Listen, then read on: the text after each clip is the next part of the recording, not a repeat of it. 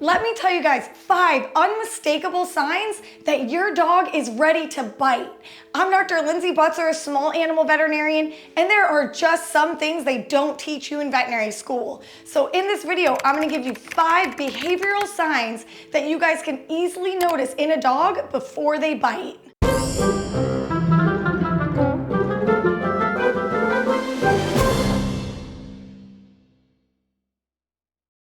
Coco here is a Shiba Inu, and a lot of times these dogs bite, but she is so sweet. So we can't be breed profiling all the time to know if a dog is gonna bite or not. We really have to watch their body language. But of course, if it's one of those breeds, like a German Shepherd, a Pit Bull, a Rottweiler, a Doberman, of course we need to have our eyes peeled to make sure they're in a good mood and that you don't get bit. So there's 2 reasons you guys have landed on this video. You've just been bit and you don't want to get bit again, or you just took a job as a vet tech, you're a veterinarian yourself, or you're going to be a zookeeper around a ton of animals with sharp teeth and you want to avoid being bit. So tell me your stories if you've been bit. I want to read those in the comments below and why it happened. I've been bit so many times, and the main reason was because I was tired or exhausted or working late at night, or I was frantically trying to save an animal and I got bit.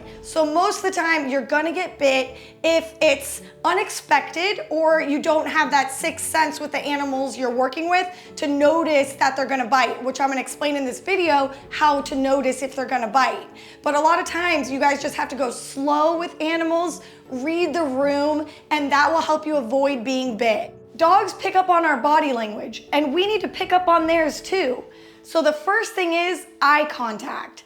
If a dog is giving you laser focused eyes, there is something going on there where they might be upset or nervous. So look at their eyes and see what's going on. But you also don't want to stare into their eyes either, because imagine if you were being stared down, like, you feel that? It's weird. So you don't want to stare at them. You want to give them their space, kind of laugh, like act like a little normal, like things are all good, maybe even a little more squinty of eyes. That means you're like happy, and that's your behavior that you're showing them that could relax them. So those open, wide, laser eyes, that means they're scared out of their mind and they can bite. Another thing you could look at is their pupils. If their pupils are really dilated, that means their sympathetic nervous system is activated, and that dog is trying to take in the entire surroundings, making their eyes really big so they can see everything. And this goes for when you're waking a dog up from anesthesia, for those vet techs out there, or those zookeepers waking up a bobcat, who knows? We all have those same receptors that dilate the eyes, which means that that animal is scared. They're in a fight or flight mode, and you need to be careful because at any point they could bite. Number 2 is a stiff body stance with or without a nervous tail wag. So don't confuse that wagging tail for them being happy. You know, we all think a dog wagging their tail, oh, they must be happy. No, but sometimes this tail wag is a low hanging tail wag. That's a slow clock ticking tail, and that means they're nervous and that they're ready to bite.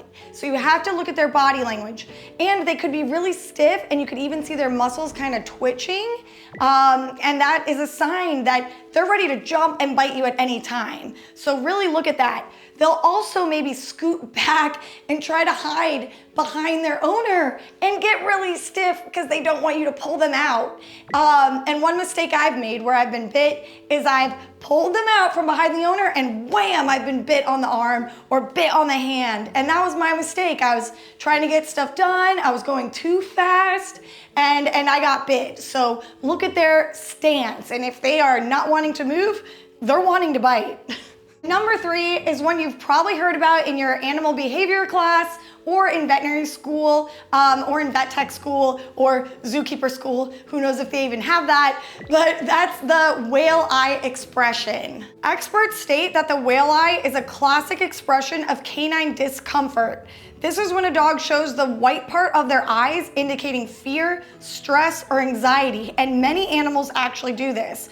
This happens when a dog turns its head away but continues to look at an object, animal, or person, revealing the whites of its eyes. They're watching you to make their move to bite if anything threatens them. All right, guys, when it comes to number 4 and 5, experience is the best teacher. So if you get bit, it's only gonna happen once and you're never gonna forget it. So number 4 is a vocal sound or growling sound that they're literally telling you they're gonna bite and back off, and they're using their voice to get you away from them. If you go up to a dog that's growling at you and you're like, oh puppy, oh Coco, and you hear growling, you shouldn't be petting them.